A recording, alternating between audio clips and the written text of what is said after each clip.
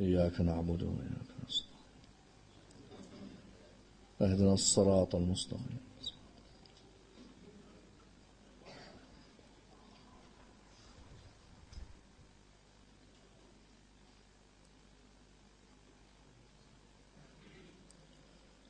بسم الله الرحمن الرحيم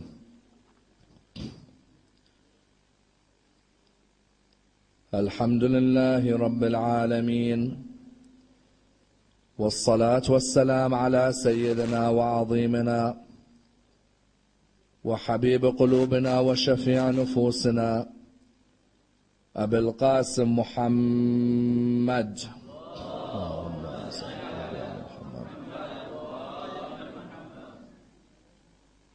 وعلى أهل بيته الطيبين الطاهرين وأصحابه الغر الميامين.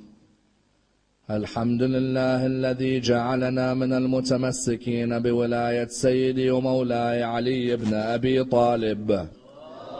اللهم صل على محمد. الحمد لله الذي هدانا لهذا وما كنا لنهتدي لولا أن هدانا الله.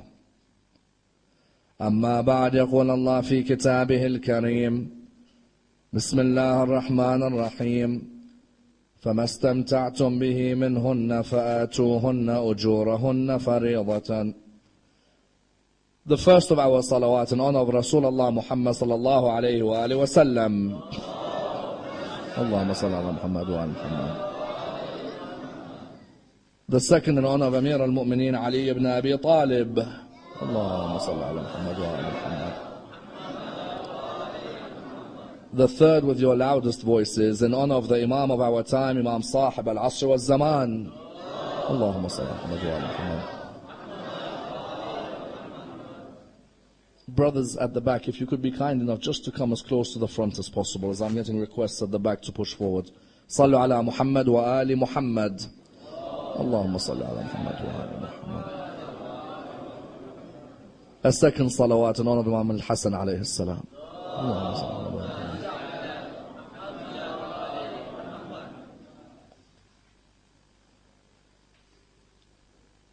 Respected scholars, brothers and sisters, Assalamu alaikum wa rahmatullah wa barakatuh. The discussion concerning Muta, or temporary marriage, is arguably one of the most controversial discussions in Islamic thought, and a discussion that requires a thorough analysis, for it is a discussion that affects the lives of many Muslims in the world today. A discussion from which many lessons may be learnt, and indeed many examples may be derived, and a discussion with a historical basis and a contemporary significance. Contemporary in the idea that until today, many Muslims in the world today accuse the Shia of having a false belief known as the temporary marriage. In many ways, the point of attack against the Shia since the advent of the religion of Islam has always been Mut'a, or the temporary marriage. Until today you find that whenever anyone seeks to write a book or a booklet, a pamphlet or a leaflet against the Shia, one of the main areas of attack is always the attack on Mut'a, the attack on the temporary marriage. And therefore you find that many times a non-Shia will always ask the question, that what is this belief that you have in a temporary marriage? Isn't this a legalized form of prostitution that you allow within your own communities? And indeed you find that there is a need for us to be able to discuss this issue in order that we are able to understand the development of this concept of temporary marriage from the beginning of the religion of Islam. Unfortunately, in many of our own communities, this topic is not one which is discussed. It is very rare to find a lecture which analyzes the origin and the development of Mut'a, as in either the speakers are too wary of discussing the issue, or the community suddenly thinks they're more knowledgeable than the speaker. Yet you find that what happens is that there is a need to dissect this issue, because we know that the religion of Islam is a religion that caters for every aspect of the life of the human being. The social aspects of the life, the legal aspects of the life, the ethical aspects of the life of the human being. temporary marriage is central to these issues. If the speakers are not going to discuss this issue, then the pulpit becomes a place where lectures are regurgitated. Whereas there's a need to dissect the most contemporary of issues. What is our stance on Muta? Where is Muta mentioned in the Quran? What did the Prophet say about Muta? As in, if you go to many of our brothers in Ahlul Sunnah, they find it normal to discuss any of these topics. Many of our brothers in Ahlul Sunnah have a presumption that the Prophet of God allowed Muta, but then he abrogated Muta. In our school, however, we have a difference of opinion on this issue. But there is a need for us to understand where this difference originates from. As in, for too many years, topics such as Muta were taboo topics, not allowed to be discussed on the minbar. It meant that when we were attacked on Muta, many of our followers were not able to reply, because they did not hear those people on the pulpit addressing this issue. Tonight, let us dissect this issue of Muta, because it's of the utmost importance. Because even today within our own communities, you'll find some people saying, I don't believe in none of this Muta. I don't see the wisdom in none of this. When you say something like this, have respect for Rasulullah and his teachings. Don't turn around and say, I don't believe in something like this. Say, I'm trying to understand the wisdom of such a concept. Because when someone turns around and says, I don't believe in something like this, it's as if they're audaciously attacking Rasulullah. When a person examines this topic, you'll be able to see the development of Muta and answer a number of key questions. Let's dissect this topic in a number of stages. Number one, where is Muta mentioned within the Holy Quran? And when it is mentioned within the Holy Quran, how did the hadiths prove that the Sahaba of Rasulullah engaged in Muta? Number two, was Muta abolished in the time of Rasulullah?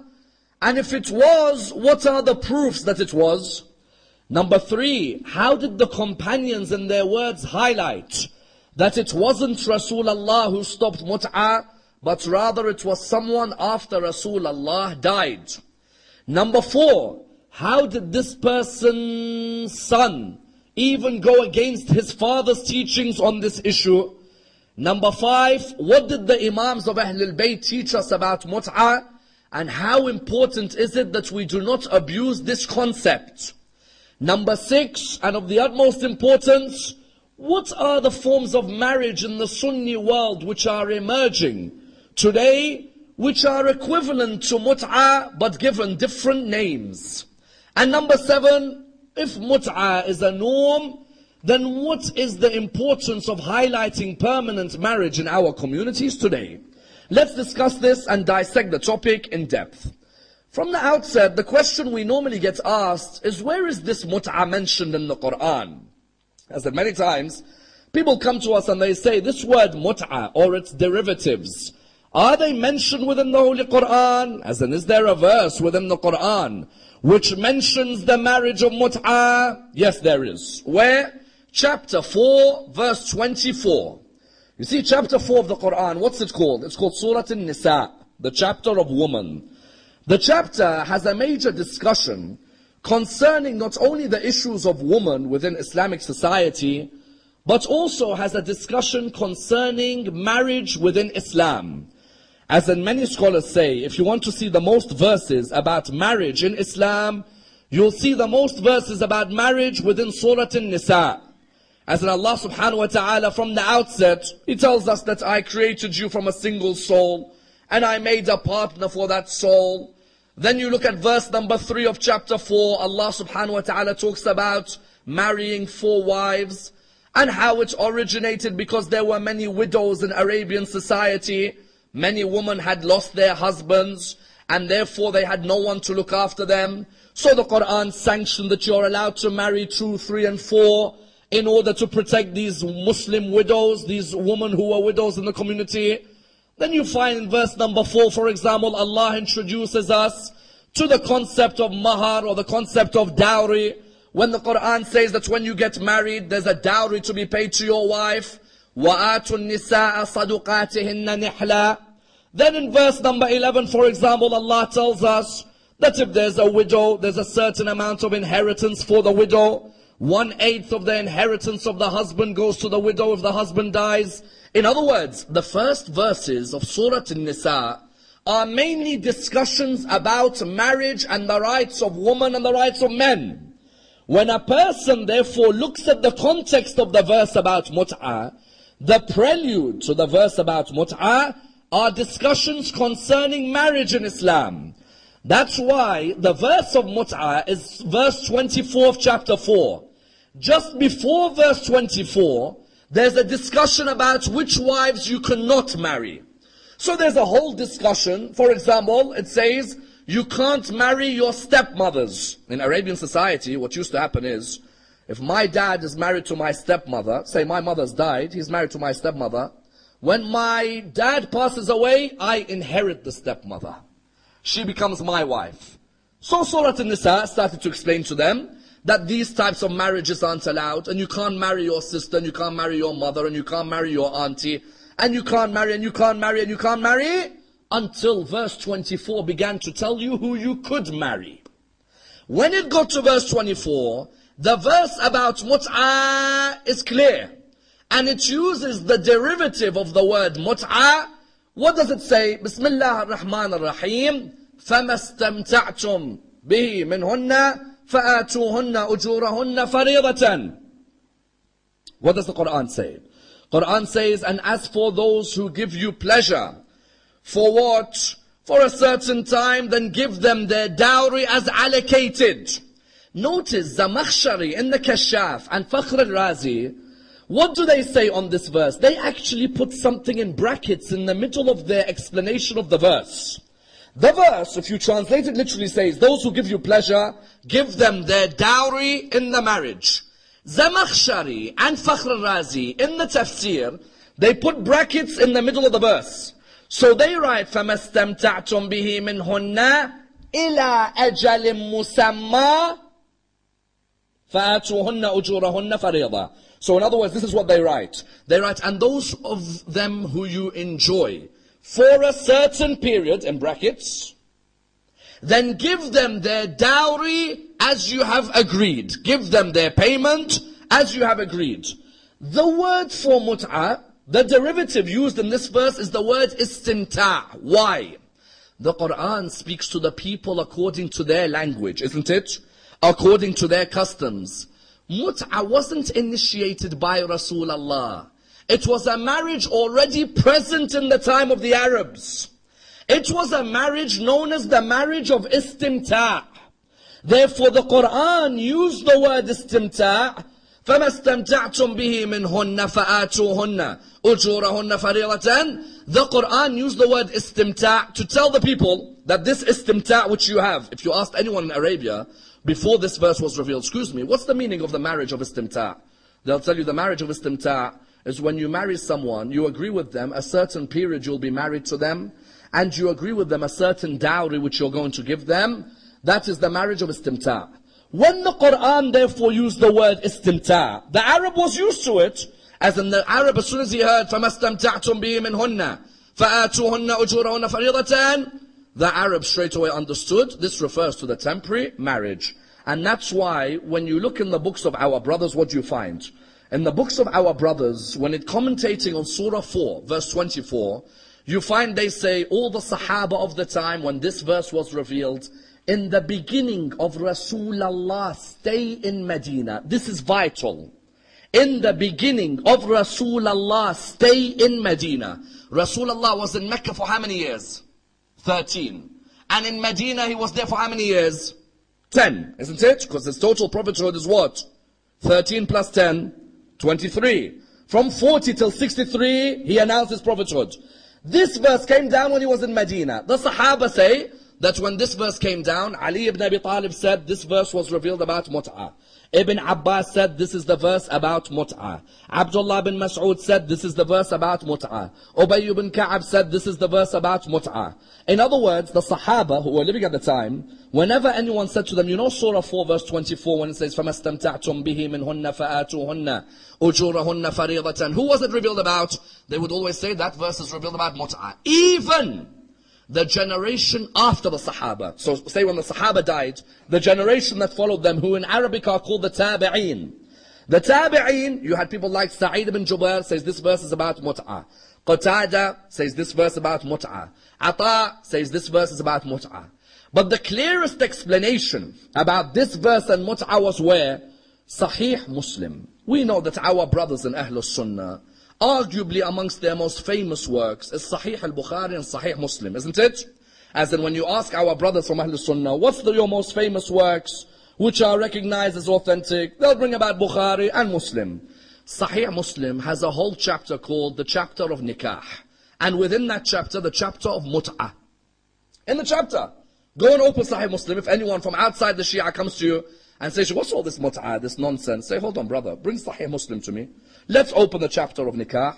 Let's see what is said about this verse. The Sahaba, 3 of them. Jabir bin Abdullah al-Ansari. And who else?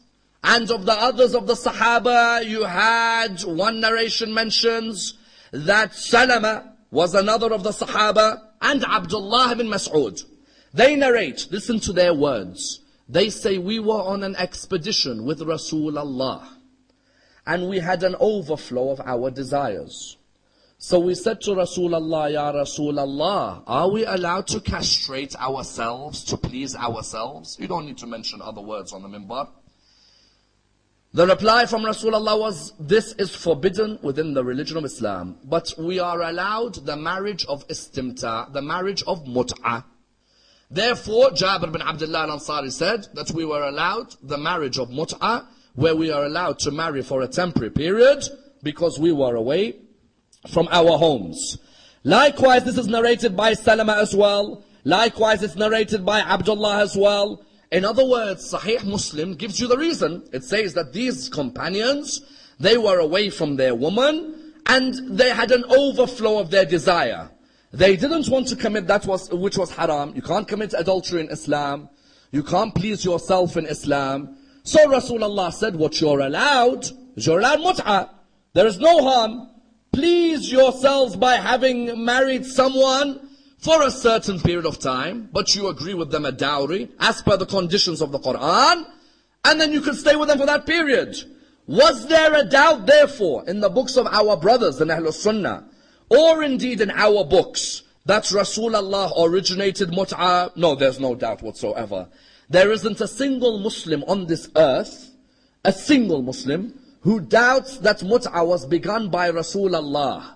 Every single Muslim is of the belief that mut'a was originated by whom? Was originated by the Holy Prophet. The question then arises, then when was it banned? This is important because our brothers from Ahlul Sunnah, what do they say to us? They say, yes, you're right. Mut'a was begun in the time of the Prophet. But mut'a was banned, it was abrogated. So when was it abrogated? They say, oh, it was abrogated when Surah Al-Mu'minun was revealed. When which verse of Surah Al-Mu'minun? They say verse 5 of Surah Al-Mu'minun, verse 5 and verse 6 onwards. They say when the Quran says, وَالَّذِينَ هُمْ لِفُرُوجِهِمْ حَافِظُونَ إِلَّا عَلَىٰ أَزْوَاجِهِمْ أَوْ مَا مَلَكَتْ أَيْمَانُهُمْ. They say when this verse was revealed in Surah Al-Mu'minun, this is the clearest proof that Ibn Abbas says, as soon as this verse was revealed, then the issue of mut'a was abrogated. We say, hold on. Number one, Ibn Abbas, we can prove years after Rasulullah died, still believes mut'a is part of Islam. But number two, Surah Al-Mu'minun was revealed in Mecca. Rasulullah said mut'a is part of Islam in Medina. How could a surah abrogate something that hasn't come yet? That's a very important point. As in someone comes to me and says, hold on a minute, hold on. Surah 23 abrogates this issue of mut'a. I say, Habibi, Surah 23 is in Mecca. How's it abrogating something which hasn't come yet? Someone got a bit cleverer. No, in the debate they said, yes, this verse, وَالَّذِينَ هُمْ لِفُرُوجِهِمْ حَافِظُونَ إِلَّا عَلَىٰ أَزْوَاجِهِمْ أَوْ مَا مَلَكَتْ أَيْمَانُهُمْ. This is also in Surah An-Nisa. And therefore they say what? They say also this is in Surah An-Nisa. So that means what? That this was also an abrogation. We reply by saying the earliest abrogation of Mut'a, according to our brothers, was 7th year after Hijrah. The 7th year of Rasulullah life in Medina. Surah An-Nisa was revealed in the earliest years of Medina. That means it couldn't have abrogated the verse on Mut'a. Yes? The earliest our brothers say that Mut'a was abolished was in the 7th year after Hijrah. Now, our brothers therefore come back to us and they say, look, 7th year after Hijrah, Mut'a was abolished. Therefore, there's no such thing as Mut'a. There's a problem there. What's the problem? Please bear with me and understand the problem. One of our brothers' hadith says Mut'a was banned in the 7th year after Hijrah. No problem. They say Ali ibn Abi Talib banned Mut'a on the day of Khaybar, and he banned donkey meat and garlic on that day. So you weren't allowed to eat donkey meat, garlic, and you can't do Mut'a on that day. Then they have another hadith which says Mut'a was banned in the 8th year after Hijrah. But then there's another hadith which says Mut'a was banned in the 9th year after Hijrah. Then there's another hadith which says, no, Mut'a was banned in the 10th year after Hijrah. Hold on a minute. When was Mut'a banned? 7th or 8th? 9th or 10th? As in, if Mut'a was banned, we'd clearly know this is the date Rasulullah said there's no more Mut'a. Rasulullah would have abolished. You go to one hadith, it says 7th year after Hijrah. Another says 8th year after Hijrah. Another says 9th year after Hijrah. Another says Hajjatul Wada', when Rasulullah went to Hajj, the one and only time, and he was coming back, he said, there's no more Mut'a. When there's a contradiction in dates, it highlights that there was no banning in the time of Rasulullah. When you say 7 or 8 or 9 or 10, it indicates there was no banning in the time of Rasulullah. Therefore, if there was no banning in the time of Rasulullah, someone says, but in your books it says, Ali ibn Abi Talib banned Mut'a on the day of Khaybar. We don't mind even replying by saying there may have been a temporary cancellation by Rasulullah on the day of Khaybar, where Ali ibn Abi Talib said, I heard Rasulullah temporarily cancel Mut'a. In other words, telling the companions, do not think of Mut'a now, we've gone for war at Khaybar. Focus. Because if someone says that we're meant to take Ali ibn Abi Talib's hadith that Mut'a was permanently banned on the day of Khaybar, that means garlic was permanently banned on the day of Khaybar. And if garlic was permanently banned on the day of Khaybar, then the Indian community and the Lebanese community would all be kafirs today. True or no? As in, if you think about it, when you go to an iftar, either in the Indian community or in the Khaja community, or in the Indian community, Pakistani community or Lebanese, half the dishes are garlic, isn't it? Everything, you stuck garlic from every single angle. You find that means we're all kafir, because Ali ibn Abi Talib said garlic was abolished on Khaybar. No! Ali ibn Abi Talib on that day in Khaybar, Rasulullah said temporary cancellation. Stay away from these things on that day. Our brothers in Ahlul Sunnah, therefore, when you ask one school, they say Mut'a was banned 7th year after Hijrah. You ask another, 8th year after Hijrah. You ask a third, 9th year after Hijrah. You ask the fourth, 10th year after Hijrah. In other words, Mut'a was not banned in the time of Rasulullah. No. Rasulullah would not make a law for his Sahaba and make another law for me and you. This is very important. Rasulullah, when his Sahaba come and tell him, I have an overflow of desire, Rasulullah, what is halal for me? He says, Mut'a. Why, Ya Rasulullah, do you make a special law for them and me there's no law? What am I, a different human being to them? So you make a law according to their nature. That's a human being. Instead of doing adultery, there is a possible other option. You make a law for them, but I can't have that law? No, Rasulullah doesn't make a law for one group and make a different law for another. Rasulullah, until the day he died, Mut'a was part of the Muslim world. In the time of Abu Bakr, it was still part of the Muslim world. So who's the one who therefore abolished Mut'a? Mut'a was banned by the second Khalifa. That's it. And it's clear in all the books. And I tell you, the second Khalifa, only Allah knows how many innovations either he banned or he removed or he added. Until now, Hayya ala khayr al-amal, as-salatu khayrun min al-nawm, Hajj al-tamattu', the Mut'a of Hajj, Salat al-Tarawih. One man, who our brothers admit, as in our brothers don't say he didn't, they say no, but it was good at the time for him to do such a thing. You see, we can prove that Mut'a was still part of the legacy of the Sahaba. How do we prove it? Ibn Abbas became blind at an old age. The time that he was living, Ibn Zubair was alive. Zubair's son, Ibn Zubair, Abdullah, was alive. Ibn Zubair made a famous comment. Remember, Ibn Abbas at old age is living years after Rasulullah, isn't it? Ibn Abbas was alive at the time of Karbala. Ibn Zubair says, where is the blind man who's issuing verdicts on law, who's in charge of the treasury, who fights my auntie and the mother of the believers when Ali was alive? Where is the blind man who says that Muta is still allowed until today? When the news reached Ibn Abbas said, take me to him, let me go and see him. When they took him, he sat down in front of him. He said, as for you calling me the blind man, Allah in the Quran says in chapter 22, verse number 46, that the real blindness is not in the eyes, but the real blindness is in the heart. As for you saying that I'm giving legal verdicts, the verdicts of law that I give are verdicts which people like you and those who you hang around with will never be able to comprehend. As for the treasury of the Muslims, I give out the treasury as to the people who deserve it. As for your mother of the believers, she was the mother of believers like us, not like you. It was Talha and Zubair who helped her in a fitna against Ali ibn Abi Talib. And as for the marriage of Mut'a, go and ask your mother how you were born, then you'll know whether it was legitimate. What a line.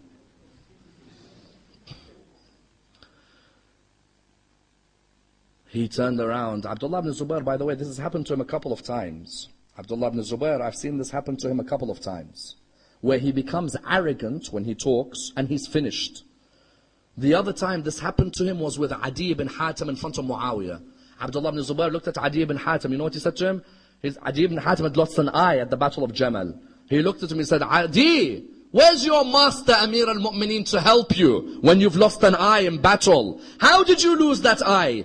He said, I lost the eye chasing your father Zubair when he was running away from the battlefield. That's how I lost the eye. In other words, this Abdullah ibn Zubair tries his hardest sometimes to be rude. But that's the problem in life. Sometimes you try and be rude, Allah slams it back in your face, isn't it? You find that as soon as he said that to Abdullah ibn Zubair, Abdullah went running home to his mother. Mother, he said to me that if you think Mut'a is not allowed, then ask your mom, how were you born? She said, don't mess about with Bani Hashim and their relatives. You should know not to talk like this with people like them. They know every verdict and every bit of history. In other words, what? Ibn Abbas, after Rasulullah was alive, Ibn Abbas was of those who used to say that Mut'a is part of the religion of Islam. It was not abolished.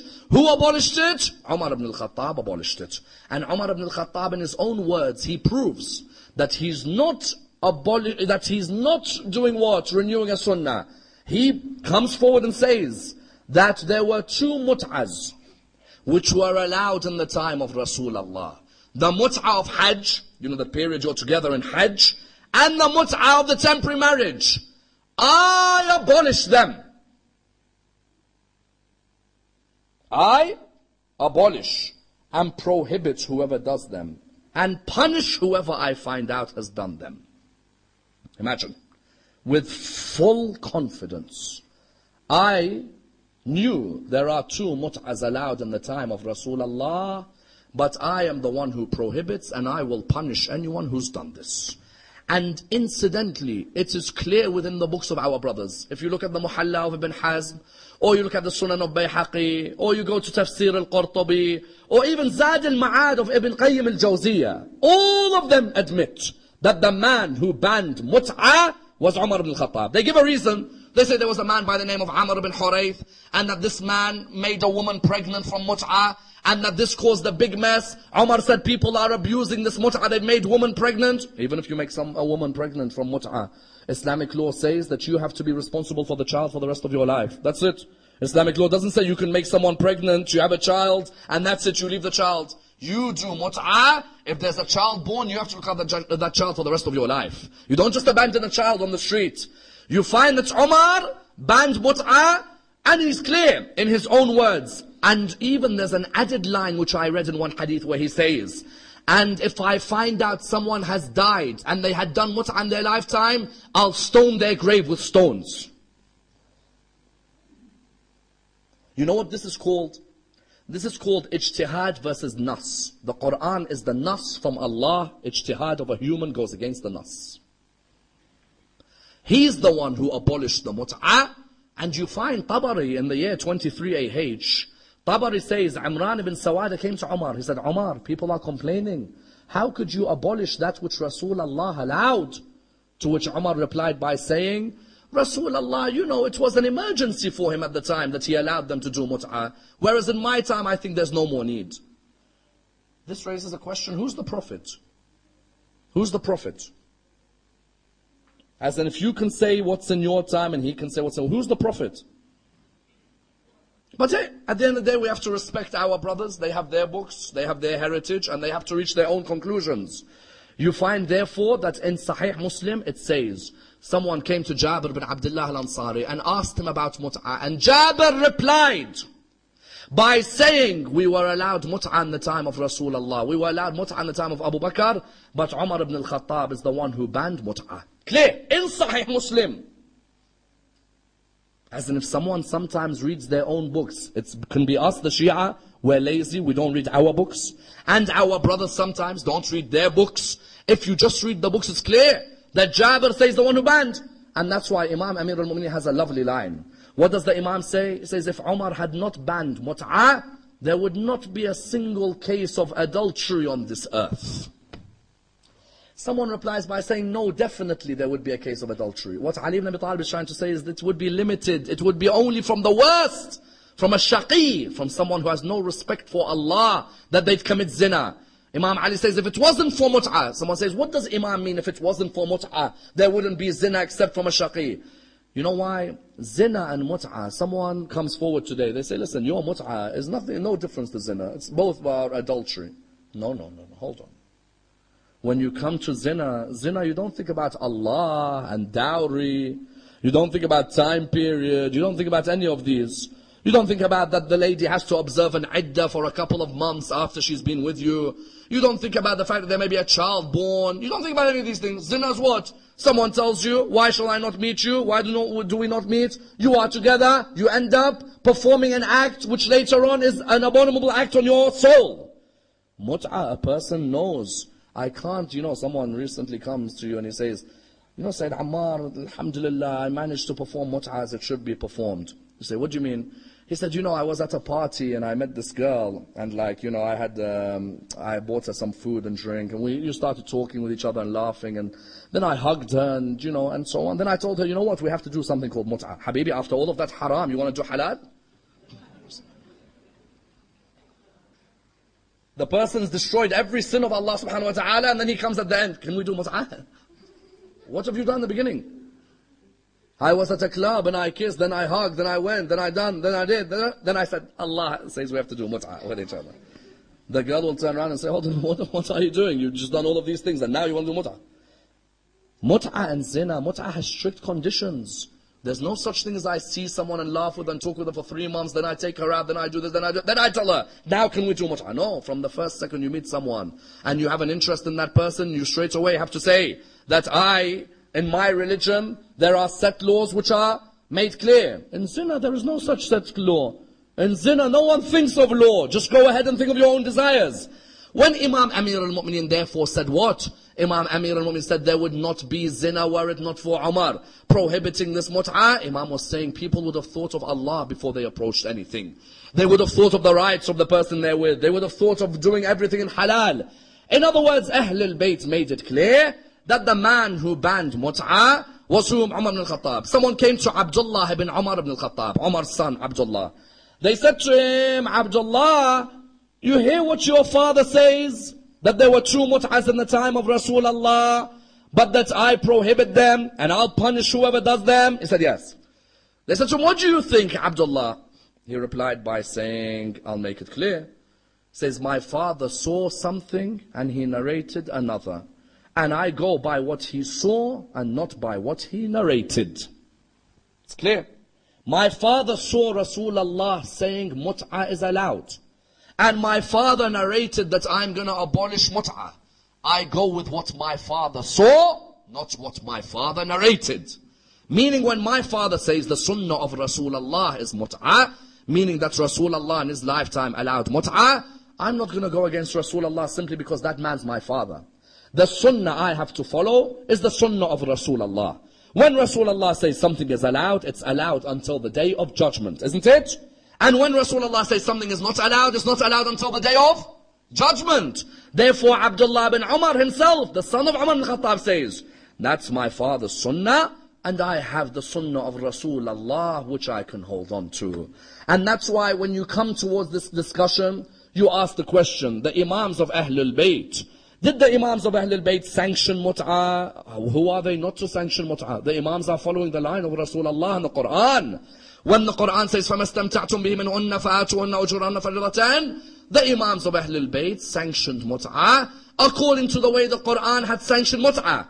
But the Imams of Ahlul Bayt asked their followers to make sure, like any act of worship, do not abuse an act of worship. What do we mean? These are very important points. The Imams of Ahlul Bayt, for example, highlighted, you know, today someone comes and says, you accept mut'ah? You say yes. Then give me your sister. Habibi, if you want my sister, you're more than welcome. But my dad is the guardian of my sister. Go and ask him first and see the reply he'll give you. Isn't it? As in, don't just come and throw accusations. In Islam, if the girl has got a guardian, you need to ask the guardian's permission, isn't it? You can't just come and say, give me your... Hey, go and speak to dad. My dad's the guardian. You go and tell him what you want to do and see what my dad's saying to you. There's a law. There's a law where there's a guardian. Ahlul Bayt say there's a law, number one. Number two, Ahlul Bayt even go further to say what? Do not engage in mut'ah with those women who are known for being women of zina. This is vital. Because today, what's begun to happen? The followers of Al Muhammad have begun to say, well, you know what? If I have to set a time period, and I have to set a dowry, then I can be with any woman. Isn't it?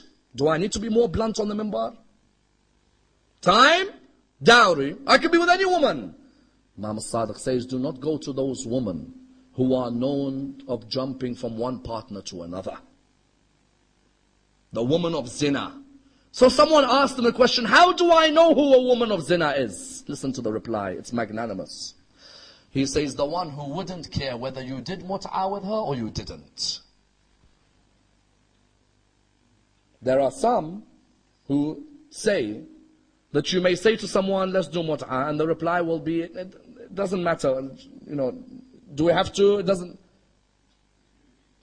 Then there are others who say, no, actually I want to make sure I understand what is happening. Explain to me. Is this good before God? Does God allow this? Where is it written? You see what? It's two different. There's one who's like, okay, giggling, you know, let's just get on with things. There's another one, no. There's another one who says, no, there are strict guidelines.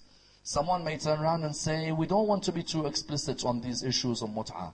Habibi, what do you mean we don't want to be too explicit? Do you know what's happening in your community or no? What, we're all ma'soom in our community?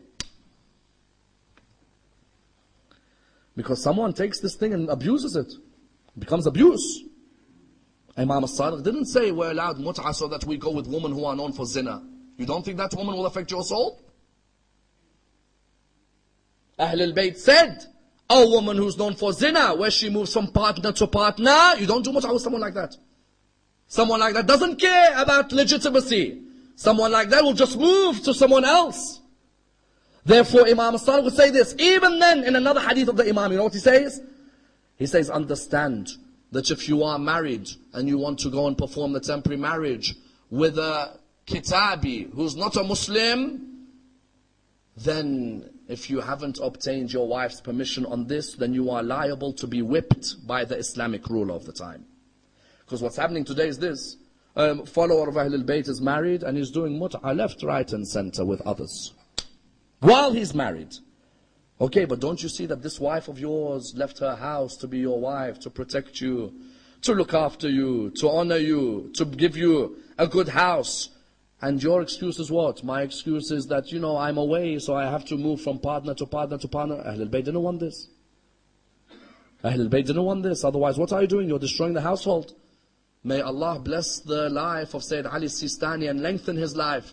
Sayyid Ali Sistani on this issue where people say to him, how can we do mut'ah while we are married? He makes a fundamental point. That if you know psychologically it's going to destroy your marriage, don't do it. Psychologically, if I know I'm going to be with someone else in a temporary marriage, it's going to destroy my relationship with my wife, don't do it. In other words, Ahlul Bayt, when it came to mut'ah, you think Ahlul Bayt just said, just go and do mut'ah like that? Ahlul Bayt said, if you know mut'ah is going to affect your first marriage, then don't do mut'ah. Because what's the sin of that lady? You take her from her family's house. She serves and serves and serves, and at the end, you can just simply turn around and you're like, what? You turn around and you're able to say to her that, you know what? I've seen someone much younger than you. You've gone past your prime. I want to be with this person. This is what the ethos of Islam was. As in sometimes we have to take a break as followers of Ahlul Bayt. Is this the teachings of Imam al-Sadiq alayhi salam? Imam al-Sadiq said, Mut'ah has a time and a place. Yes, your wife becomes ill. There is a problem in terms of her illness physically or mentally. You don't want to leave her. You don't want to leave the family. Ahlul Bayt said there's no problem. You contract a marriage with someone else, not to destroy the house. But when someone's family is perfectly good and the wife is in perfectly good health, then there is absolutely no need whatsoever to move on in this direction. In other words, we have to be blunt on these issues, brothers and sisters, because people are turning around to us and saying, you Shia, the people of Mut'ah jumping from partner to partner. No. Imams of Al-Muhammad did not want this in our community. We may have abused, but that does not mean that the Shia taught in this way. You see, this is a vital point. I don't like it when other Muslims do takfir of the Shia on the basis of the behavior of some of the Shia followers. It's wrong. Today when you hear that there are some Muslims saying the Shia are the people of Mut'ah, Habibi, don't generalize everyone in the Shia world. Don't generalize. One or two people do something wrong, don't generalize the whole of the Shia world. Otherwise, if I want to, on the basis of a couple of hadiths, I can generalize about your school as well. I can go to another school in Islam, in their books of hadith, it says, if a man, there's a question, if a man marries a sheep, in the books of hadith, and there is a child who is born who turns out to be a man, then are we allowed to what? Are we allowed to pray behind that man who's born from a sheep? Yes, we are. Can we sacrifice him on Eid al-Adha? Yes, you can as well. You can. If I want to look at other schools in Islam, wallah, I can sit here all night.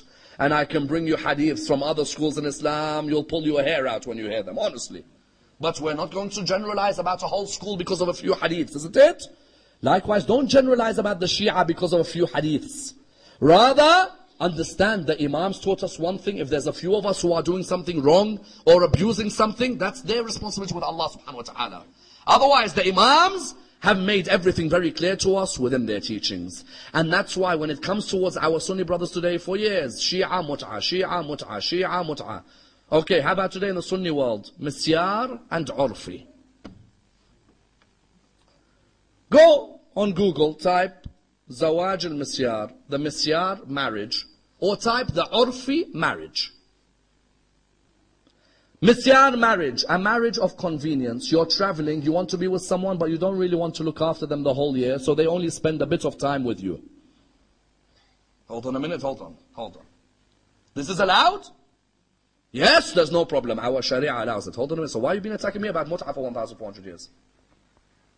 No, you don't understand. This marriage is allowed because, you're traveling, you may be alone, so you get someone, but both of you don't really want to harm each other's life, so you stay with each other for a period and then you leave each other. Hold on a minute, isn't that... No, it's not Mut'ah, it's called Misyar. We don't say Mut'ah, we say Misyar. Okay, no problem, Misyar. But why have you been attacking me for 1,400 years and now you're allowed to do Misyar? Let's not stop there. In Google again, type Zawaj al-Urfi. U-R-F-I. Type it on Google. A marriage where the two of you want to get together, but you're still not wealthy enough to live in the same house, and your parents are still unsure or uncertain about whether you should be together, so you secretly get married for a while until you have a wedding. Hold on, you've been attacking me for 1,400 years. This is allowed? In other words, however much you try to attack the wisdom of Rasulullah, his wisdom still wins at the end. His wisdom still wins at the end. Rasulullah said to you, don't do haram. There is a legitimate way. And that's why I always encourage in the engagement period,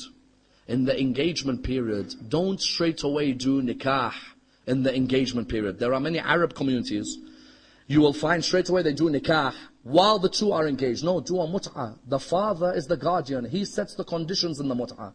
How many months they are engaged, he sets. The dowry, he sets. And he also sets that the boy and the girl can only see each other for a limited time. He sets everything. Some Arab communities, in our communities, they go straight into nikah. If the nikah breaks, it becomes a divorce, isn't it? It becomes talaq. But it was an engagement period, but they do nikah for the engagement. Allah said, why don't you do mut'ah for the engagement? Mut'ah, the guardian gives permission, the two can be together, but the guardian stipulates how long the two can see each other while they are together, and what they can have with each other.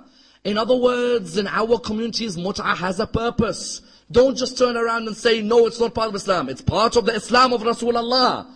But it's something which has to be honored. They say, but people are abusing. We educate the people who are abusing. We give them the books of fiqh. We remind them. If I see today someone abusing salah, I educate them, don't I? If I see someone abusing fasting, I educate them. Likewise, if I see someone abusing mut'ah, I go to them and I say to them, listen, this is what Ahlul Bayt have taught us. Read the hadiths. Ahlul Bayt allow it, but they say there are certain things you shouldn't fall in the trap in, because that is not what mut'ah was intended for. And that's why in our communities, mut'ah only becomes an issue when the permanent marriage becomes difficult. Today in our communities, people asking for the biggest houses and the fastest cars and the biggest paychecks. And that same father who's asking for these things, if you tell him, how did you marry your wife at the beginning? He'll be like, wallah, I didn't have anything. So why are you expecting the boy to have something from day one? It only becomes an issue when we're making the permanent marriage become difficult. Rasulullah would say, let your sons and daughters marry at a young age, so they don't have to go into that world of temporary relationships. Yet you find that our making marriage harder leads certain people towards that mut'ah relationship. And that's why we need to understand that there is nothing better than having that permanent partner, that brick wall for you in your life. Someone who looks after you, looks after your emotions, protects you and protects your children. For every glory there is in the temporary marriage, there is nothing surely as glorious as having a partner who is with you through thick and thin, through the good times and through the bad times, until the day that you pass away. And that's why those who looked after what happened at Karbala were the wives which represented Imam al-Hussein alayhi salam. As an Imam al-Hussein, someone asks, why did he take these wives with him? These are women, they are innocent. No, Imam al-Hussein knew these ladies will protect the message of Imam al-Hussein. They'll protect the message of Rasulullah. I may die, but these ladies at the end will remain loyal to the message of the religion of Islam. And truly, look at the loyalty of each of these wives. Whether it's the mother of Qasim Ramla, whether it's the mother of Ali al-Akbar Layla, whether it's the mother of Aun and Muhammad Zainab, all of them were loyal wives, but also loyal to the message of Islam. And none more so than the loyalty of Rabab, the mother of the 6-month-old baby, the wife of Imam al-Hussein. This lady, the calamity she went through was unbearable, especially when she had to give away that baby to Imam al-Hussein. Do you know how difficult that was? To give away that 6-month-old baby to Imam al-Hussein. And then in which state was the baby returned? With an arrow directly through the neck of that baby. Then after that you find on the 11th of Muharram, on the night of the 11th, Sayyidah Zainab says, I was looking for Rabab. I couldn't find her. I saw Layla. I saw Ramla. But where was Rabab? I didn't know where she was. She then said, as I walked out on the battlefield, I saw a lady lying on the ground. I said to her, Rabab, what are you doing? She said, I'm looking for my baby. I want to give some milk to my baby. I left him alone without giving him anything. Then on the Arba'een of Imam al-Hussein, on the 40th, when they returned back to Karbala, Rabab returned back. The poets say when she came near the grave of Imam al-Hussein, she looked at the dust of Karbala. She said, oh dust, I beg you, don't sting the neck of my baby. Those of you who have a baby, imagine that dust of Karbala stinging its neck after the arrow has attacked it. But do you know what the most beautiful line was? The most beautiful line of Rabab when she returned to Medina after Karbala. When she entered her house, she used to have a roof on the top of the house. She ordered the builders, she said, builders, remove the roof from the top of the house. The builders turned around, they said to her, why? She said to them, how could I have a roof covering my house while Aba Abdullah lay on the ground without anything covering his holy body? How could I think of covering myself from the heat of Karbala while Imam al-Hussein was being burnt by the heat on the 10th of Muharram?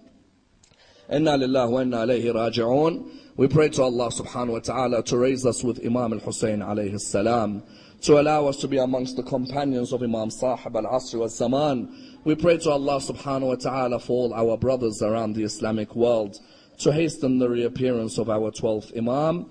We pray for our brothers around the Islamic world, especially our brothers in Burma, our brothers in Syria, our brothers in Pakistan, and indeed all our brothers in Iraq and around the Islamic world. Oh Allah, unite them on the love of Muhammad and al-Muhammad. We pray to Allah subhanahu wa ta'ala with the Surah Al-Fatiha. But before it, the loudest of your salawat.